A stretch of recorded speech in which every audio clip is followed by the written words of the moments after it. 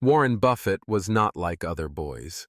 While most children liked to play outside or watch cartoons, Warren liked numbers. He liked to count everything: cars on the street, books in the library, even the steps from his house to school. He was born in Omaha, Nebraska in 1930. Omaha was a small, peaceful city in the heart of America. Warren grew up in a simple home with his mother, father, and two siblings. His father, Howard Buffett, worked as a stockbroker, helping people buy and sell shares in companies. His mother, Layla, stayed at home to care for the family. Even as a small boy, Warren was very curious. He asked many questions and loved to learn, but he did not enjoy school very much. He thought it was slow and boring. Instead, he wanted to learn about business. He loved reading books about money, numbers, and business stories. When he was only 10 years old, Warren had already read every book about investing in the local library. He liked learning from books more than from teachers. Warren's first business idea came when he was just 6 years old. One hot summer day, he walked to his grandfather's grocery store and bought a 6-pack of Coca-Cola bottles for 25 cents. Then, he went to his neighbors and sold each bottle for 5 cents. He made 30 cents total. That was 5 cents of profit. Warren was very excited. He learned something important: buy something at a low price and sell it for more. This simple lesson stayed in his mind. Soon, Warren tried new ideas. He sold chewing gum door to door. He also sold magazines. He didn't just want to make money. He wanted to understand people, what they liked to buy, and how to talk to them. These small lessons helped him build big ideas later in life. When he was 11 years old, Warren made his first real investment. He bought 3 shares of a company called City Service Preferred. Each share cost $38. That was a lot of money for a young boy. But Warren believed in his idea. Soon after, the price went down to $27. Warren became nervous. He waited. A few weeks later, the price went up to $40. He sold his shares and made a small profit. He was proud, but then he saw the stock rise even higher, all the way to $200. That moment gave him another big lesson: be patient. Don't sell too early. Trust your decision and wait for the right time. Warren didn't stop learning. He took on a paper route and delivered newspapers for the Washington Post every morning. He woke up very early, even when it was cold or raining. He saved most of the money he made. He was different from other kids. While they bought candy or toys, Warren saved every dollar. He believed that saving money was the first step to becoming rich. One of his favorite hobbies was playing pinball. One day, Warren and a friend bought a used pinball machine for $25. They cleaned it and placed it in a local barber shop. Many people liked to play it while waiting for a haircut. After just a few weeks, they earned enough money to buy more pinball machines. They placed them in more barber shops. Soon, Warren had several machines working for him. He called it making money while you sleep. This was his first experience with passive income, money that comes in without working all the time. Warren didn't have a big dream yet. He didn't know he would become one of the richest people in the world. But he was building something more important: a way of thinking. He was learning how to see the value in simple things. He was learning how to take small risks. And most of all, he was learning how to use his brain, not just for school, but for life. Warren Buffett's early years were not about big wins or luck. They were about curiosity, action, and learning. His success started not with money, but with a question: how can I do this better? That question followed him throughout his life, and that is where the real story begins. Warren Buffett never stopped asking questions. As a teenager, he became more serious about learning. He still reads every day, sometimes for hours. He did not just read school books. He read books about money, business, and people. He wanted to understand how the world worked.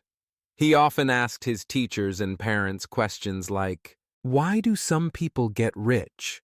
Or, "How does the stock market work?" Sometimes adults don't know the answers, but that didn't stop Warren. He kept looking for answers in books. When he turned 17, Warren decided to study business at the University of Nebraska. It was not far from his home in Omaha. He worked hard and finished his college degree in just 3 years. Most students needed 4 years. But Warren had a goal. He wanted to become a better investor. At school, he continued to ask many questions, especially about how companies make money and how to find good businesses. After graduating, Warren applied to Harvard Business School. He was excited and confident, but he was rejected. It was a big shock. Warren felt disappointed, but he did not give up. He found something better. He discovered that Benjamin Graham, a famous investor and author of The Intelligent Investor, was teaching at Columbia University in New York City. Graham had written the book that Warren loved the most. His ideas about value investing had already changed Warren's thinking. So Warren applied to Columbia and was accepted. Going to New York was a big change for Warren.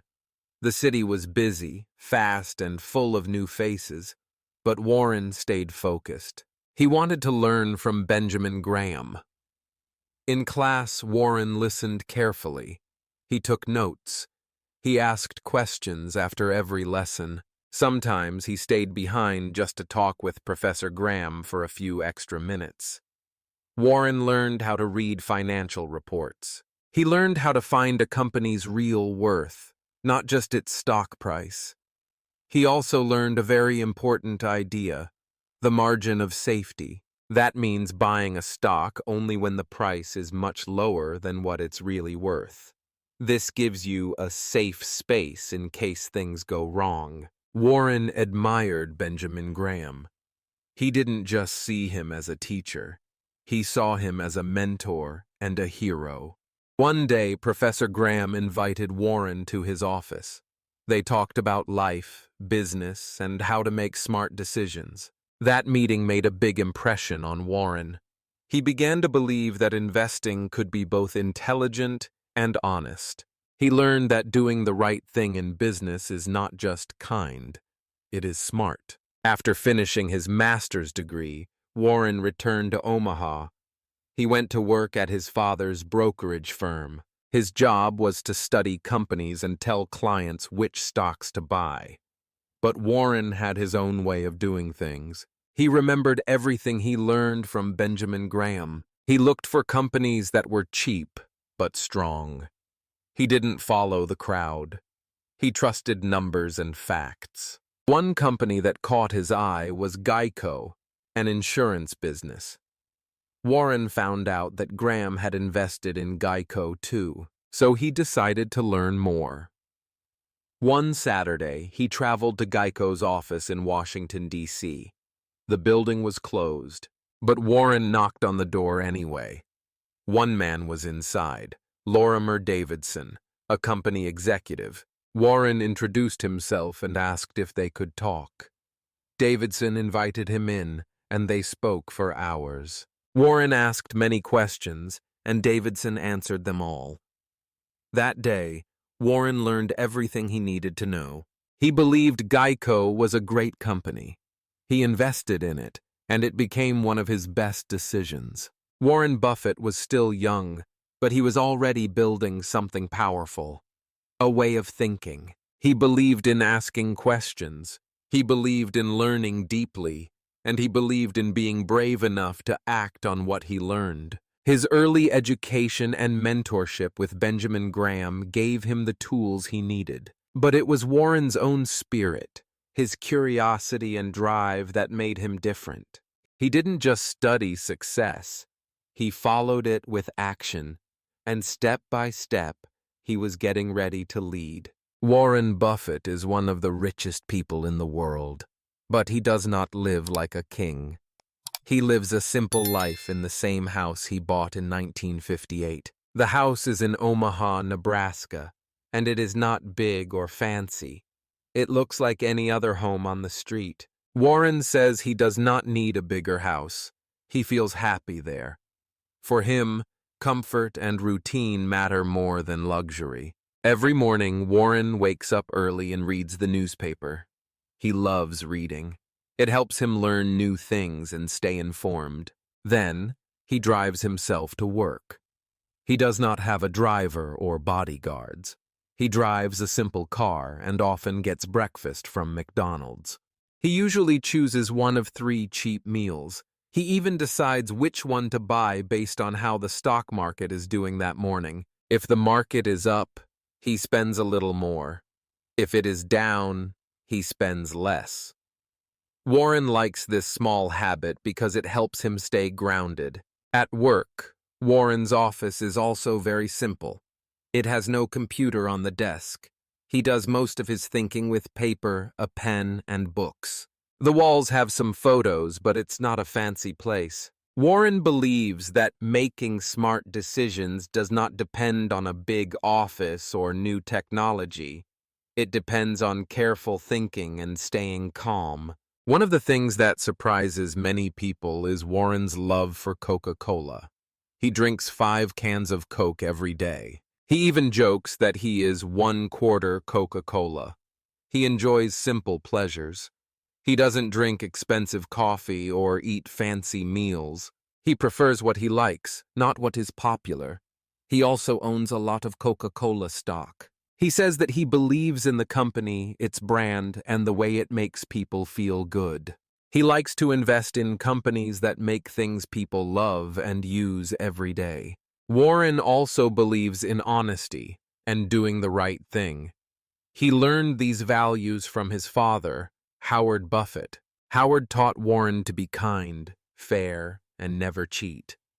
Warren still lives by those lessons. He says that your reputation is like a mirror, easy to break and hard to fix. He always tries to treat people with respect, whether they are rich or poor. Even though Warren is a billionaire, he does not spend money on fancy clothes or jewelry. He once said that his idea of a good day is reading, thinking, and eating popcorn. He lives simply because he believes that money should not change who you are. He thinks life is about learning, helping others, and being true to yourself. Warren also gives away most of his money. In 2006, he announced that he would donate 99% of his wealth to help people. He believes that rich people have a responsibility to give back. He does not want his children to become lazy because of money. Instead, he wants them to work hard and follow their own dreams. Warren gave a large part of his money to the Bill and Melinda Gates Foundation. This foundation helps fight disease and improve education around the world. Warren trusts that his money will be used to do good. Warren's life teaches us many things. It shows us that we do not need to look rich to be successful. We do not need to follow others to be happy. We need to know who we are, what we love, and what we stand for. Warren chose a simple life, and through that choice, he became one of the most admired people in the world. He says the best investment you can make is in yourself. Learn new things, be honest, stay curious, and never forget where you came from. Warren Buffett's story is not just about money. It's about living a life of purpose, kindness, and joy. One Coke at a time. Warren Buffett's story is not just a story about money. It is a story about dreams, questions, and simple choices. From a little boy collecting cans to a young man full of questions, and finally to one of the richest and most respected people in the world, Warren never changed who he was. He stayed true to his values, to his curiosity, and to his love for learning. He didn't follow the crowd. He followed what made sense to him, even if it looked strange to others. Warren did not grow up with much, but he used what he had: his mind, his time, and his heart. He read books, asked questions, and kept learning. He believed that understanding the world was more valuable than showing off. He taught us that you do not need a big house, a fast car, or expensive clothes to be successful. What you need is wisdom, patience, and kindness. As a young man, Warren made many smart decisions because he was not afraid to ask why. He did not just want to earn money. He wanted to understand money, and because of that, he made better choices than most people. Later in life, even when he became a billionaire, he still lived simply. He still drank Coke, read the newspaper, and drove himself to work. What can we learn from Warren's life? The biggest lesson is this: success is not about looking rich. It's about thinking clearly, living honestly, and helping others. You don't need to be born rich. You need to be curious. You need to be willing to learn, make mistakes, and grow. You need to treat people well and keep your word. These are the real secrets to a meaningful life. So today, as you finish this story, remember, the most powerful tool you have is your mind. Keep learning, keep asking questions, and don't forget to enjoy the simple things in life, like a can of Coke or a quiet morning with a book. Congratulations on listening all the way to the end. That means your English is getting better. You trained your ears, your mind, and your heart. Keep going, you are doing great. Now here's a fun question for you. What does Warren Buffett drink every day? A. Orange juice. B. Coca-Cola. Comment your answer below with A or B. We'd love to see how many of you remember the details.